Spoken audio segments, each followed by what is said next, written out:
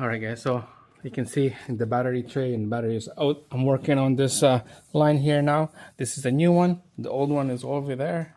So this is the new one, nice and prep. All the brackets are installed. This is the old bracket, You had to transfer it to the new line. Okay, so you just have to fish it out in here under this wire. Down there, let's go underneath. Alright, here we go. Underneath the rack right there.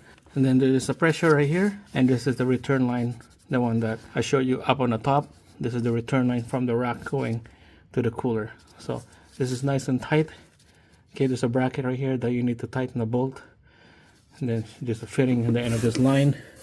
And make sure to put that plastic holder right here so that the two line, they don't rub each other. You have to make them separate. And while we're down here, this is the pressure. 2 bolts on the bracket.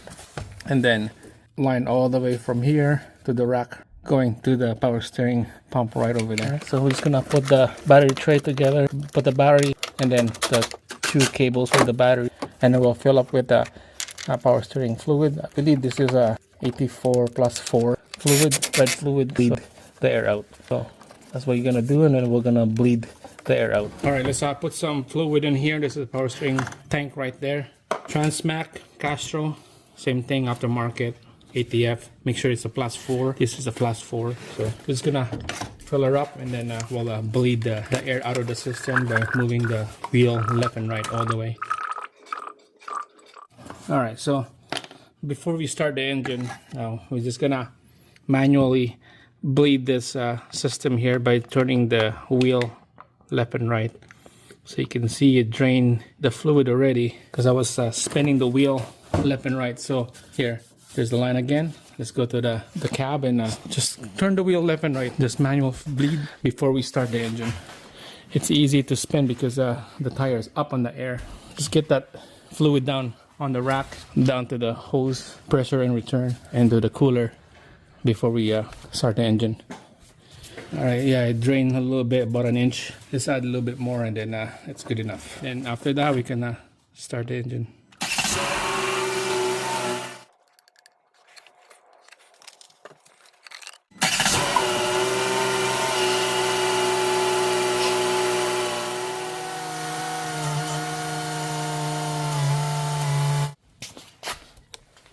Alright.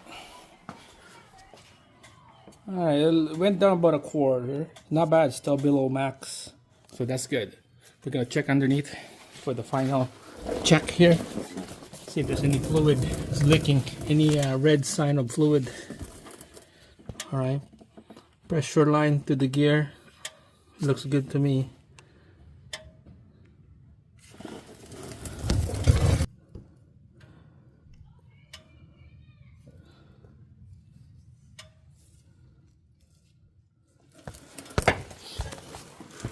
Pressure line to the rack, and then rack to the return line.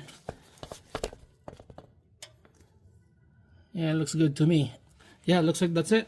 This is good. I'm gonna put the wheel down on the floor, go for a test drive, double check, make sure no leaks, and then send it back to the customer.